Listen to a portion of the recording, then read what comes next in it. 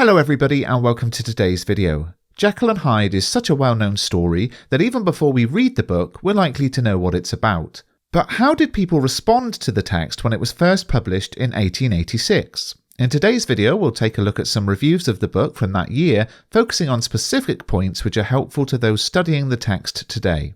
In Saturday Review, Andrew Lang pointed out how the heroes in Jekyll and Hyde are all successful middle-aged professional men.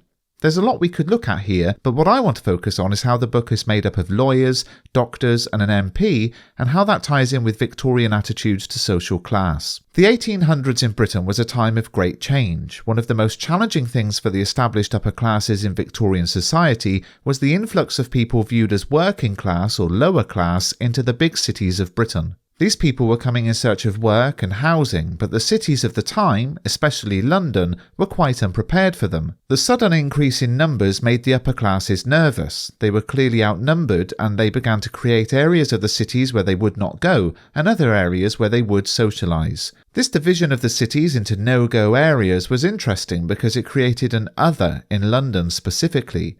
Rich people tended to live in the West, and stories of the debauchery and the goings-on in places like the East End and Soho were both shocking and fascinating to them. The purpose of focusing the novella solely on the middle and upper classes, then, is twofold. Firstly, Stevenson terrifies his upper-class readers into believing that they're not immune to falling victim to the crimes described in the book. But more importantly, perhaps, the novella's sole focus on the upper classes is Stevenson's way of challenging his readers into accepting that the world of evil behaviour is not solely the domain of the lower classes. The dual nature of humanity means that all are capable of great evil. A number of 1886 reviews picked up on the fact that the novella was published as a shilling shocker. James Ashcroft Noble pointed out in his Academy review that Jekyll and Hyde is simply a shilling story belonging, so far as external appearance goes, to a class of literature which has bred in the minds of most readers a certain measure of contempt.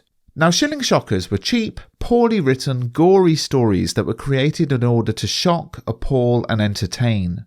To Noble, in spite of the paper cover and the popular price, Jekyll and Hyde's only fitting place is in the place of honour.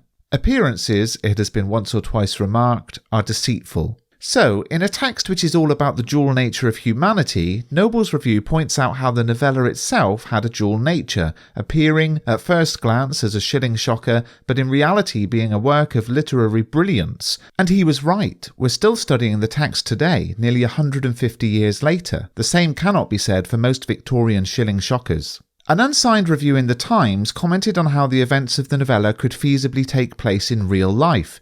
It is always possible that we may be on the brink of a new revelation as to the unforeseen resources of the medical art. This theme is developed in a letter to Stevenson by Frederick Myers, who suggests the effect of a shock in Dr. Lanyon might be more specified. At present it seems rather unreal. It might induce diabetes if there were previous kidney weakness. Now, both of these references show how the work was read in all seriousness, as if the events written could take place in real life, and this is very different to the way we view the text today. It's clearly all fiction, and doesn't scare us into thinking the things in the book could take place in our own lives.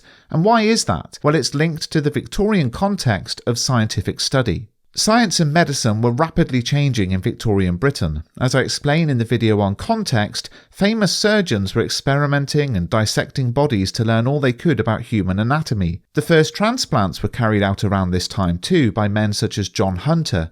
Hunter conducted bizarre experiments where he grafted a human tooth onto a chicken's head to see if it would grow, as well as many other experiments. This notion of the mad scientist shocked the public, and many of the experiments were carried out in secret and their results shared among respected members of the profession in private houses around Britain. These themes are also carried through to Jekyll and Hyde, where we see Dr. Jekyll in his London home with his tables laden with chemical apparatus and his powders locked away with his research. He begins to experiment on himself, which John Hunter is also reported to have done, and soon he gets into a situation he can't handle. This was a common fear of the Victorian age, of discovering something shocking or creating something monstrous that would overpower and destroy us. Again, Stevenson taps into contemporary fears to terrify his reader, and that's why we see the reviewers taking the text so seriously, as if the things in the book could take place in real life. So I hope you found this video useful. If so, please do give it a thumbs up and subscribe to the channel.